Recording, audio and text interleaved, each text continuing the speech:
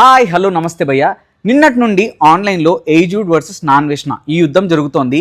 ఇంతకీ వీళ్ళిద్దరిలో ఎవరు కరెక్ట్ ఎవరు రాంగ్ అనేది మనం ఈ వీడియోలో తెలుసుకోబోతున్నాం. ఫస్ట్ ఏజూడ్ నా సీతమ్మ దగ్గరికి కానీ, నా రామయ్య దగ్గరికి కానీ, నా శివయ్య దగ్గరికి కానీ, నా వెంకటేశ్వర స్వామి దగ్గరికి కానీ ఎవరైనా వస్తే కొడకల్లారా ఖబర్దార్ గట్టి చట్టాలు రాబోతున్నాయి, మీకందరికీ తాట ఒలిచే రోజు దగ్గరలో ఉంది అన్నట్టు ఒక పెద్ద వీడియో చేశాడు భయ్య.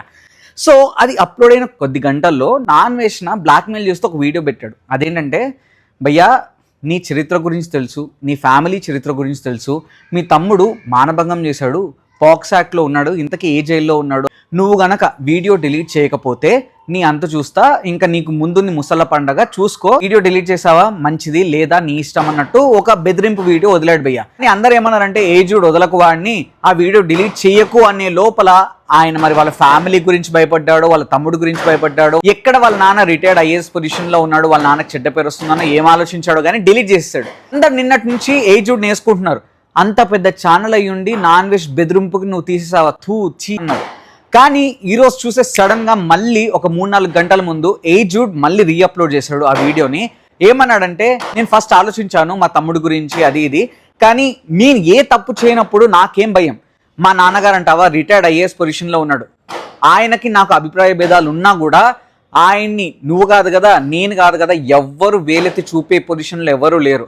అండ్ మా తమ్ముడు అంటావా పాక్సో అంటున్నావు, మానభంగం అంటున్నావు, నువ్వు చేస్తావు 14 years పిల్లని మానభంగం, సోరే నువ్వు వదులుతావా వీడియోస్, నేను కూడా వదులుతా, నేను మా టీంని పెడతా నీ మీద నిఘా పెట్టడానికి, కాస్కో చూసుకుందామని రీఅప్లోడ్ చేశాడు. దాని కింద కామెంట్ పెట్టాడు మళ్ళీ నాన్వేష్ణ okay let's wait for the next video అన్నట్టు. సో అది డిలీట్ చేశాడు ఏజూడ్.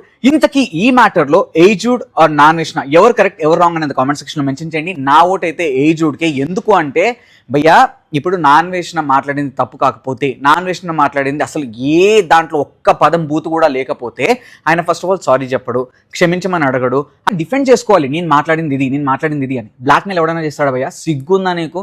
మాట్లాడింది చెత్తలు అత్తుకోరు మాటలు, మళ్ళీ ఒకటి నీకు వేలెత్తి చూపిస్తే నువ్వు దాన్ని డిఫెండ్ చేసుకోలేక బ్లాక్మెయిల్ చేస్తావా, ఒక్కొక్కడికి బెదిరింపులు థ్రెటనింగ్లు ఇస్తావా? సిగ్గు లేదా? 14 years పిల్లని అత్యాచారం చేయడానికి, ఇండియన్ అనడానికి, సీతమ్మ తల్లిని అనడానికి, హిందువులను అనడానికి అండ్ ముస్లిమ్స్ అనడానికి, ఆ చిన్న మాటను పట్టుకొని మత విద్వేషాలు రెచ్చగొట్టడానికి నీకంటూ సిగ్గు లేదు.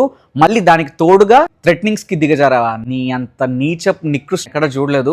నాన్వేష్ణకి మూడింది అని నేను అనుకుంటున్నాను. ఆల్రెడీ పోలీస్ కంప్లైంట్లు రేజ్ అయ్యాయంట, గట్టిగా పగడ్బందీగా ప్లాన్ చేస్తున్నారు. మైక్ నీ దూల తీరబోతోంది కాస్కో. ఇలాంటి హానెస్ట్ అండ్ జెన్యూన్ రివ్యూస్ కోసం don't forget to like, share and subscribe. Life ఏ జిందగీ.